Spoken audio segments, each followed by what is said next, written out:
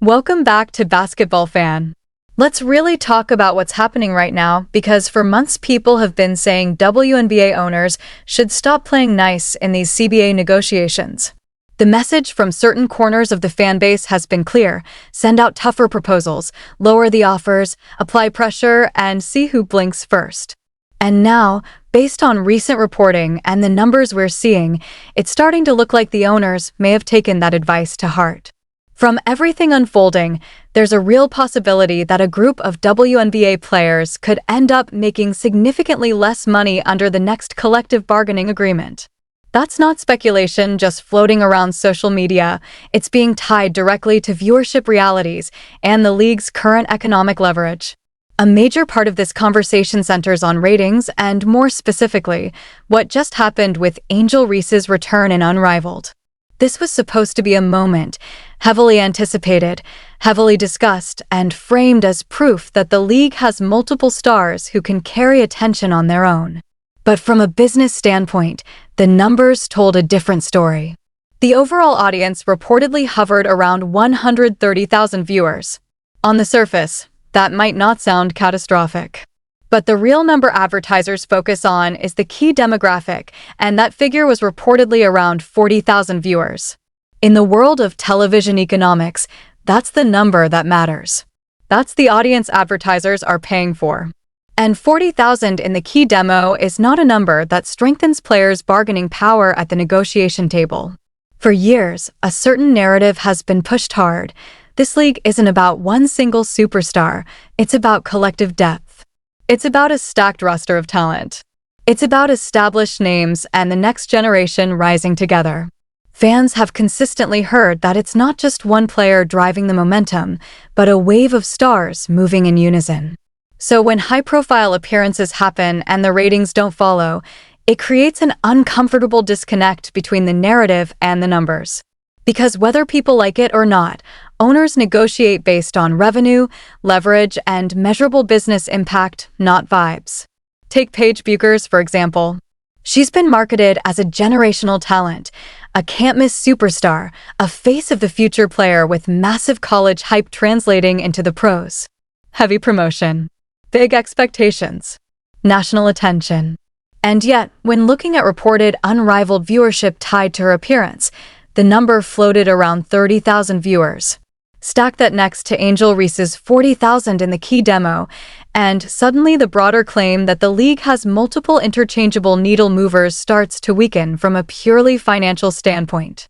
Every time one of these highly promoted stars appears in a spotlight setting and the audience doesn't show up in strong numbers, it reinforces a difficult truth in business terms.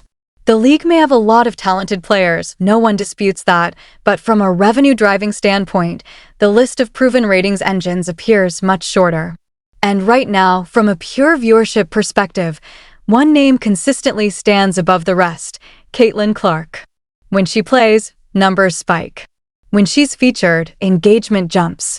That isn't opinion, it's pattern recognition based on ratings trends throughout the past year.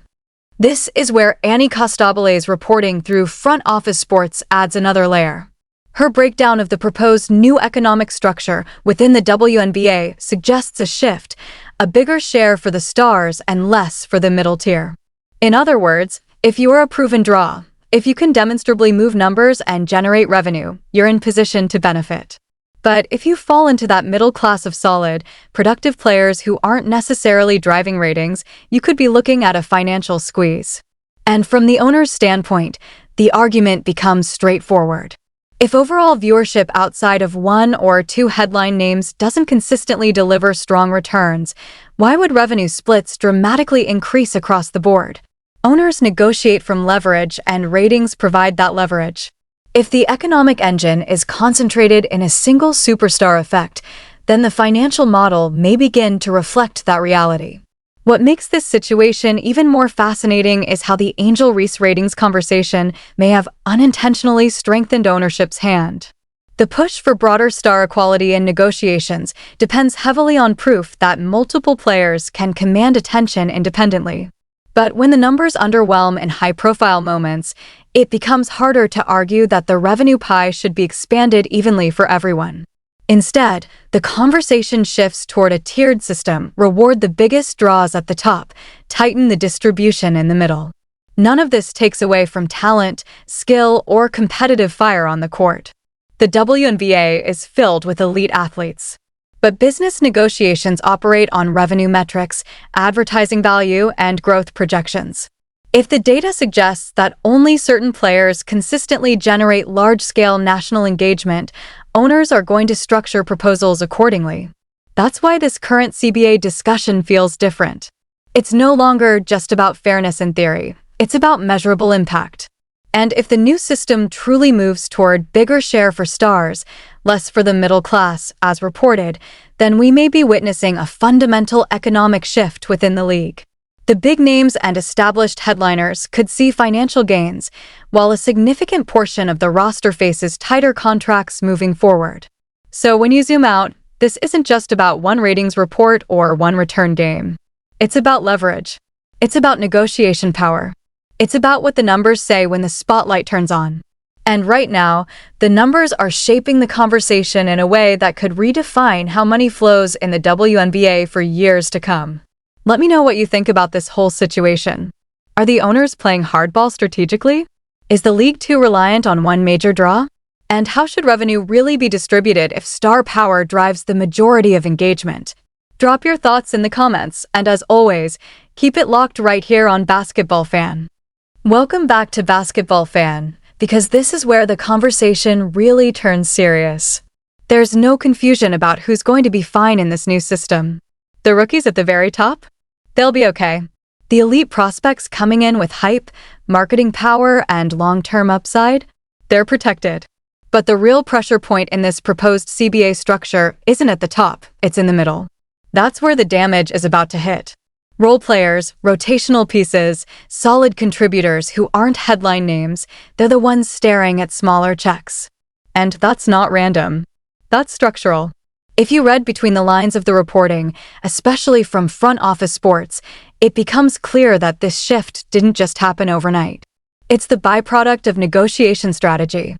The Women's National Basketball Players Association pushed for a system that increases star compensation, particularly at the top tier.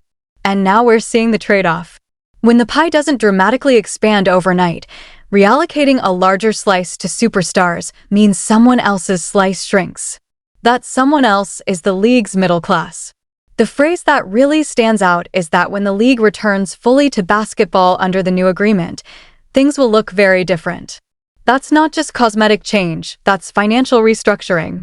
The WNBA is reportedly offering a Supermax base salary of roughly $1.13 million, or about 20% of the proposed $5.65 million salary cap in year one of the CBA. On paper, that's historic. A seven-figure base salary signals growth and legitimacy. It's a landmark number compared to where the league was even a few years ago. But here's the catch, and it's a big one. That seven-figure payday for some players will come at a cost to others. The cap will grow over time, aligned with league revenue growth, which sounds promising. However, growth tied directly to revenue performance means the system still depends heavily on how much money the league is actually generating. And if revenue growth isn't explosive across the board, the redistribution inside that cap becomes even tighter. We also know the players' side has reportedly proposed a salary cap just under $9.5 million, significantly higher than the league's current framework. That gap between $5.65 million and $9.5 million isn't small. That's a major philosophical divide. One side is negotiating based on projected, measured growth. The other is negotiating based on what they believe the league should be earning and sharing. But let's zero in on what actually matters for roster construction. The veterans with established leverage, the real names, they're going to be fine.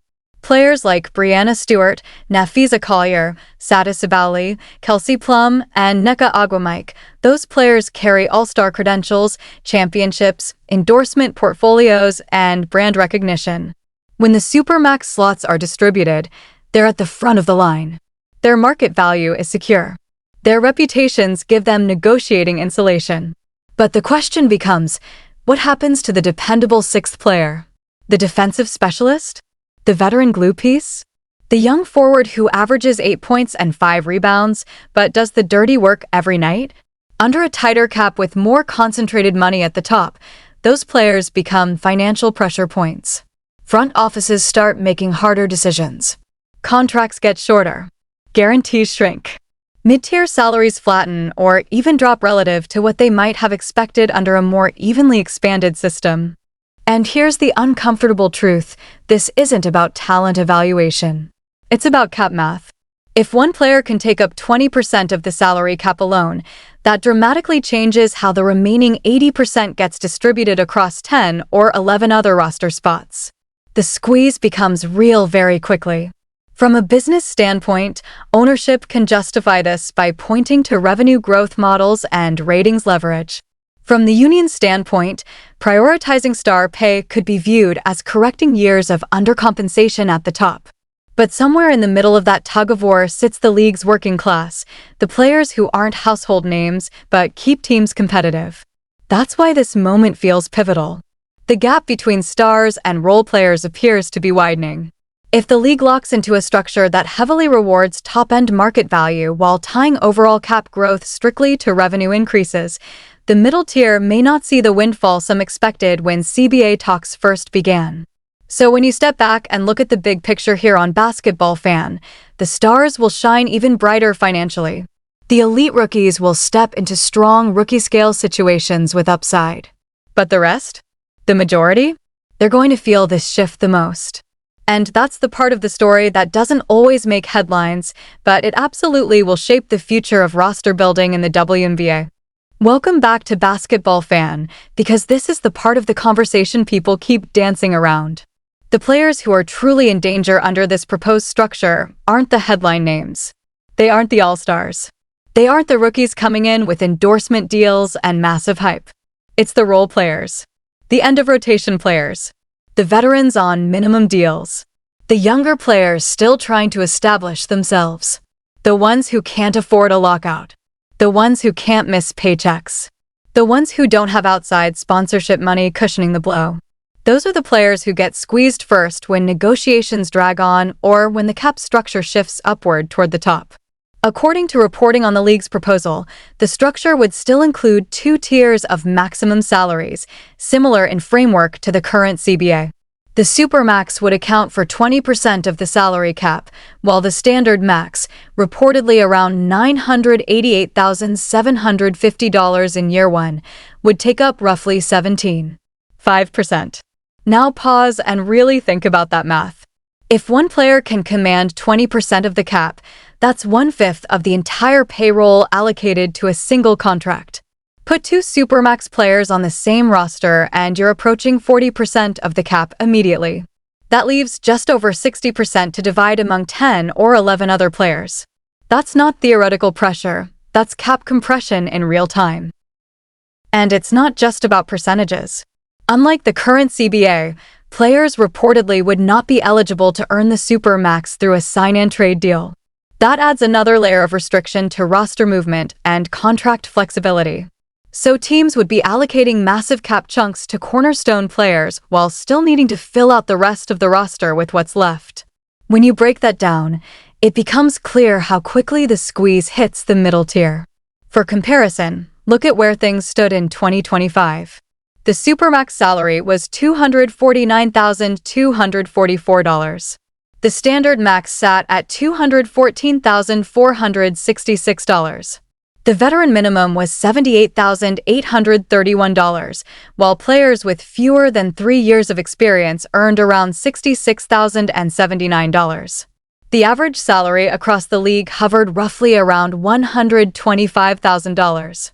Those numbers illustrate how tight things already were for non-star players. Even modest increases at the top, when scaled to a higher cap, can disproportionately affect how much room exists for mid-tier contracts. So when you analyze this deal from top to bottom, the pattern becomes obvious. The stars? They're getting paid. The elite rookies entering the league at the top of the draft? They'll be positioned well, too. But the middle class, the glue players, the defensive specialists, the second-unit scorers, the veterans who stabilize locker rooms, they're the ones absorbing the impact.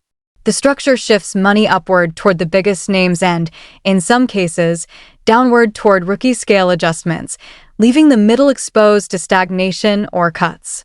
And the union's reported approach adds another layer to this dynamic. Up to this point, the union's proposals haven't included fixed max and minimum salary numbers. Instead, the focus has reportedly been on negotiating the overall salary cap first, then determining how that cap is distributed. However, sources indicate the union would like to see a similar percentage allocation to max salaries as what the league has proposed. That's a critical detail. If both sides are aligned on high percentages going to max contracts, the compression effect on the middle tier becomes even more pronounced. This is where frustration starts to build among fans and, potentially, among players who don't sit at the top of the food chain. Veteran leaders and board representatives are negotiating from positions of relative security. Established stars with all WNBA resumes and endorsement portfolios can weather uncertainty far more comfortably than a third-year forward on a near-minimum deal. Decisions are often made by those with leverage, but the financial consequences ripple downward. None of this erases the legitimacy of players seeking higher compensation. The growth of the league, increased media exposure, and expanding revenue streams justify meaningful raises. But how that money is distributed matters just as much as how much money exists. A structure that heavily prioritizes max percentages without dramatically expanding the cap overall creates a widening gap between tiers. So here we are. A proposed system where one player can consume 20% of the cap. Two stars can take nearly half. The rest of the roster divides what remains. That's not theoretical, that's arithmetic. And arithmetic doesn't care about narratives. It doesn't care about vibes. It cares about percentages and hard limits. That's why this moment feels so pivotal. If the new agreement locks in these percentages without significant cap expansion, the middle tier could face stagnant wages relative to rising star contracts. And for the players living paycheck to paycheck compared to superstar standards, that reality hits hardest. I want to hear from you here on Basketball Fan. Is this just the natural evolution of a star-driven league? Or is the middle class of the WNBA being squeezed out in the process? Drop your thoughts in the comments and don't forget to like, comment, subscribe, and share.